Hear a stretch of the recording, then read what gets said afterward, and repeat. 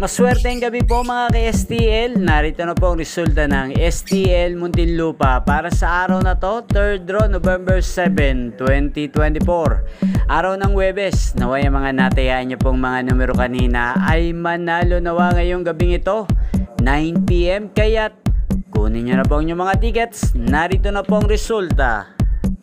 Para po sa STL Muntinlupa 3rd draw result, 9 PM ang mga numerong nanalo, 34 at 19 in exact order. Sa lahat po ng tumaya kanina para sa 3rd draw ng 34 at 19, congrats po sa inyo, panalo po kayo. Again, 34 at 19 in exact order.